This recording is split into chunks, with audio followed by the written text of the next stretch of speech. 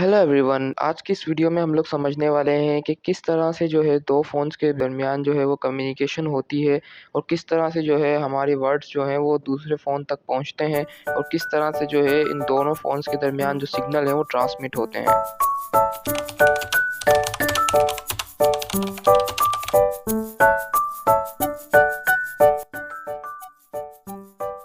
जब भी कोई भी दोस्त जो है 2 लोग आपस में कम्युनिकेशन करते हैं तो जो उनकी आवाज़ होती है, जो उनके वर्ड्स होते हैं वो एक वेव फॉर्म की तरह मूव करते हैं from one point two another point.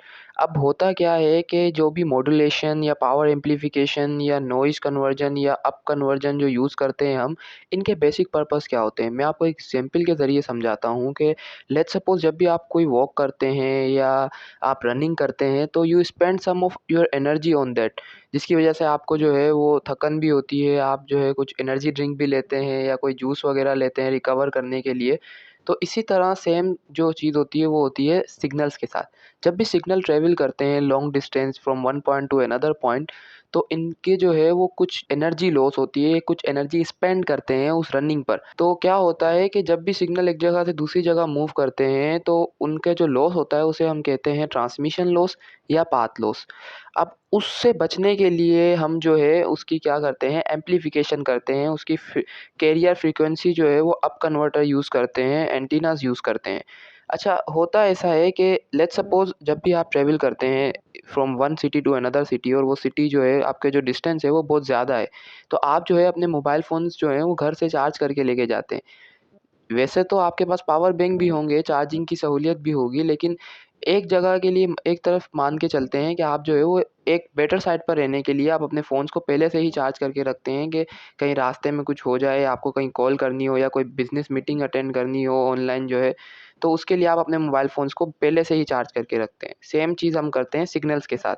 जो सिग्नल्स की पावर एम्प्लीफिकेशन होती है और जो मॉड्यूलेशन होती है, उनका भी बेसिक पर्पज़ यही होता है कि जो ट्रांसमिशन लॉस हो रहा है, हमारा जो एक्चुअल सिग्नल है, जो इन्फॉर्मेशन सिग्नल है, वो सही तरह से पहुँच सके। हमारे वर्ड्स जो है वो आगे-पीछे ना हों या जो हम कहना चाह रहे हैं दूसरे यूज़र को, वो कहीं कुछ गलत ना समझे उसको।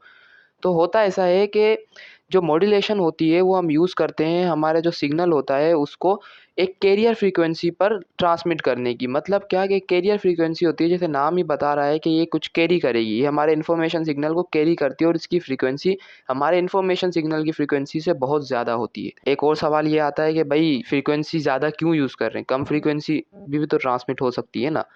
ज़रूर हो सकती है कम फ्रीक्वेंसी पे ट्रांसमिट, बट जो लॉस हैं उसकी वजह से हमारा जो सिग्नल है वो लॉस हो जाएगा। जो ट्रांसमिशन लॉस है और जो अटेन्यूएशन है ड्यूरिंग सराउंडिंग और उस ट्रांसमिशन की वजह से जो डिस्टेंस कवर कर रहा है हमारा सिग्नल, वो बीच में ही लॉस हो जाएगा, हमारी जो इन्फॉर्मेशन है वो सारी लॉस हो जाएगी due to that low frequency. इस वजह से हमें हाई फ्रीक्वेंसीज़ पे ट्रांसमिट करने होते हैं सिग्नल्स को और ये प्रोसेस जो है वो मॉड्यूलेशन कहलाता है।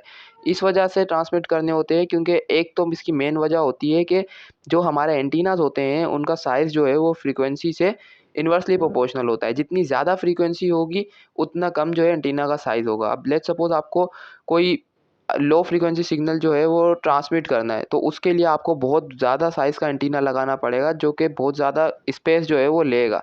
अब आपके पास स्पेस ही नहीं है और आप एक लॉन्ग डिस्टेंस कम्युनिकेशन करना चाहते हैं तो वो कैसे करेंगे? आपको अपने सिग्नल की फ्रीक्वेंसी को इंक्रीज़ करना पड़ेगा।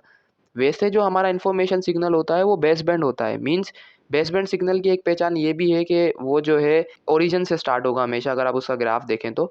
लेकिन हाई फ्रीक्वेंसीज़ पर ट्रांसमिट करने की एक वजह ये है कि हम जो है ट्रांसमिशन लॉस से बचने के लिए और एंटीना साइज़ को कम रखने के लिए अपने सिग्नल को एक कैरियर फ्रीक्वेंसी के ऊपर लेकर जाते हैं और वो कैरी करके लेके जाता है हमारे इन्फॉर्मेशन सिग्नल को from one point two another point. अच्छा, अब मॉड्यूलेशन के बाद क्या होता है, एक अप कन्वर्टर फ्रीक्वेंसी होती है जो कि फ्रीक्वेंसी असाइन की जाती है उस पर्टिकुलर वेव को या उस पर्टिकुलर टेलीफ़ोन को जो ट्रैवल कर सके one user to another user. अब ज़ाहिर-सी बात है एक ही सिटी में है तो हम सबको एक ही फ्रीक्वेंसी तो असाइन नहीं कर सकते क्योंकि उसकी वजह से जो है वो इंटरफेरेंस हो सकती है। इस वजह से जो है हम अप कन्वर्टर फ्रीक्वेंसी यूज़ करते हैं जो कि उस कैरियर वेव को असाइन की जाती है। देन जो है उसकी पावर कन्वर्जन की जाती है, मतलब एम्प्लीफिकेशन की जाती है। जैसे मैंने आपको मिसाल दी, आप ट्रैवल कर रहे हैं एक सिटी से दूसरे सिटी की तरफ और डिस्टेंस ज़्यादा है तो आपको अपने मोबाइल फ़ोन्स की बैटरी को फुल रखना है। इसी वजह से हम जो है वो पावर एम्प्लीफिकेशन करते हैं ताकि हम अपने सिग्नल की स्ट्रेंथ को इंक्रीज़ कर सकें। उसके बाद जो है वो एंटीना में जाता है। एंटीना वो पॉइंट होता है जहाँ पे हमारा इलेक्ट्रिकल सिग्नल इलेक्ट्रोमैग्नेटिक सिग्नल्स में कन्वर्ट होता है। देन जो है वो फिर ट्रेवल करता है from that antenna to another antenna जो कि रिसीविंग साइड पे होगा। अब ये जो मैंने आपको बातें बताई ये थी ट्रांसमिशन साइड की। रिसीविंग एंड होगा उसमें जो है वो रिवर्स में चलेंगी, मतलब क्या, इन्वर्स हो जाएगा सब। सबसे पहले एंटीना में जाएगा वो उसको कन्वर्ट करेगा, जो इलेक्ट्रोमैग्नेटिक सिग्नल है उसको इलेक्ट्रिकल सिग्नल में। देन उससे नॉइस कैंसिलेशन होगी, जो भी नॉइस जो सराउंडिंग में आई हैं, जो अटेन्यूएशन आई है, जो ट्रांसमिशन लॉस आया है उससे रिकवर होगा। उसके बाद जो है उसको डाउन कन्वर्ट किया जाएगा, जो कि मैंने आपको बताया कि हमारे काम का तो सिर्फ इन्फॉर्मेशन सिग्नल होता है ना, तो उसको उस फ्रीक्वेंसी में लेकर आएंगे लोअर फ्रीक्वेंसी में। देन जो है वो डीमॉड्यूलेशन की जाएगी। डीमॉड्यूलेशन एक प्रोसेस होता है, जिस तरह से हमने कैरियर वेव के ऊपर अपनी इन्फॉर्मेशन सिग्नल को कैरी करवाया, उसी तरह अब हम डीमॉड्यूलेशन के ज़रिए अपना इन्फॉर्मेशन सिग्नल को एक्सट्रैक्ट करेंगे उस हाई फ्रीक्वेंसी कैरियर वेव में से, क्योंकि हमारे काम का सिग्नल तो इन्फॉर्मेशन है जो कि हमें सुनना है।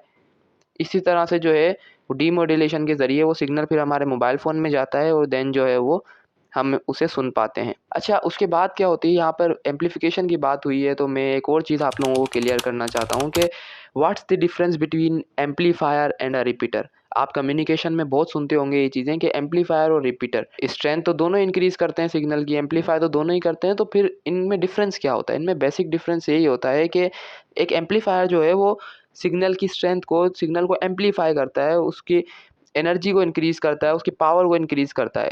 रिपीटर भी वही करता है, बट रिपीटर जो है उसके नॉइज़ को रिकवर करता है, उस सिग्नल को रिपीट करता है। जितने डिस्टेंस के बाद जो है रिकवरी सिग्नल को रिक्वायर्ड होगी, वहाँ पर रिपीटर लगा हुआ होगा कि वो उसके नॉइज़ को और उसके अटेन्यूएशन को कम करके देन उसकी सिग्नल की स्ट्रेंथ को एम्पलीफाई करके आगे भेजे।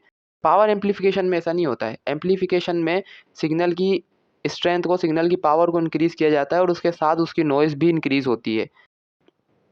अच्छा, ये कुछ कंसेप्चुअल चीज़ें थी अबाउट कम्युनिकेशन की, किस तरह से बिहाइंड द सीन्स क्या होता है जब भी आप कॉल करते हैं एक यूज़र से अनदर यूज़र की तरफ, तो ये कुछ चीज़ें होती हैं। अच्छा, ये कुछ रफ़ फिगर थी जो कि एक इंजीनियरिंग पर्सपेक्टिव के ज़रिए जो है हमें पता चलनी चाहिए कि ये कुछ चीज़ें होती हैं। ये इम्पोर्टेंट मेन ब्लॉक्स थे। ज़ाहिर-सी बात है ऐसा नहीं होता है कि एग्ज़ैक्टली जो है वो यही हो रहा हो जो मैंने आपको फिगर दिखाई है, it is not possible. Real world में जो है वो कुछ ऐसा तो होता है, पर कुछ चीज़ें और भी डिफरेंट होती हैं। जैसे आपका सिग्नल जो है डायरेक्टली जो है एक एंटीना से दूसरे एंटीना की तरफ नहीं जाएगा। ज़ाहिर-सी बात में बीच में कुछ टावर होंगे, डिफरेंट जो है वो बीएससीज़ होते हैं, बेस स्टेशंस होते हैं, जिसके ज़रिए जो है वो आपका सिग्नल जो है वो एक सिटी से दूसरी सिटी की तरफ ट्रैवल करता है या दूसरे यूज़र की तरफ। सेल टावर्स होते हैं जो कि आपने देखे होंगे अपने सिटीज़ में। वो सारे भी बीच में प्रैक्टिकली इंक्लूड होते हैं। लेकिन जो मेन पर्पस होता है, जो इम्पोर्टेंट चीज़ें होती हैं, वो यही होती हैं जो मैंने आपको इस बिल्डिंग ब्लॉक में दिखाई हैं। तो ये कुछ इम्पोर्टेंट कॉन्सेप्ट्स है related to this communication system, कि किस तरह से जो है एक फ़ोन से दूसरे फ़ोन की तरफ जो है हम कॉल करते हैं और क्या होता है बिहाइंड द सीन्स, मॉड्यूलेशन किस लिए की जाती है। कुछ कंसेप्ट आप लोगों ने समझे होंगे कि रिपीटर क्या होता है, फ्रीक्वेंसी की ज़रूरत क्यों होती है, हाई फ्रीक्वेंसी क्यों रिक्वायर्ड होती है, और जो है मॉड्यूलेशन क्यों की जाती है, और जो बेस बैंड सिग्नल होता है वो क्यों यूज़ करते हैं। तो आज की वीडियो के लिए बस इतना ही। इसमें कुछ थ्योरेटिकल चीज़ें भी हैं जो मैंने इंक्लूड की हैं स्लाइड में, आप उसके स्क्रीनशॉट लेकर रीड कर सकते हैं। तो that's all for today's video. If you have any query, any question, you can ask me in comment section. Thank you.